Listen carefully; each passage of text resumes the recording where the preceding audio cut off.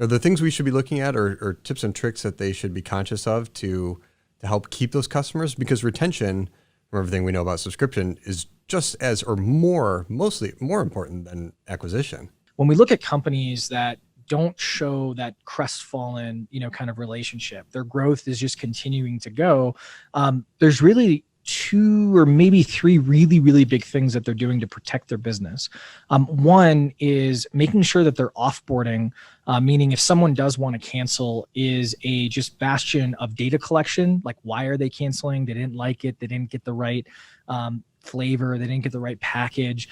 They couldn't get a question answers on support. They got the box, but they, can't afford it. Like, you got to be collecting information, because not only are you going to be able to bring that data back and basically figure out, okay, let's make sure that our fulfillment and our, merchandising is set up correctly, but also you can use what are called salvage offers, which are things like, oh, well, they didn't get the value, right? Well, we'll give you another month at, 10% off or something like that to stick around, or we'll give you this really exclusive new item, right, which is really old inventory. Yeah. There's a bunch of different things that you can do there. I think the second thing is, this is a little self-serving because we have products that actually solve for this, but it is shown up in the data, is credit card and payment failures.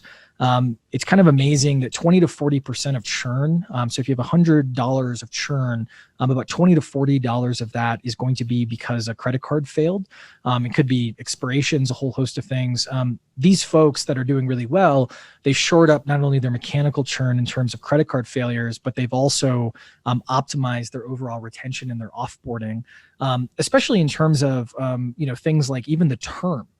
This is a really quick thing that not enough D2C brands think about, which is annual contracts just unequivocally churn at a better rate, a lower rate than monthlies. Same thing with 6-month contracts, 3-month contracts, right? So getting folks on those longer term contracts kind of helps you with your churn.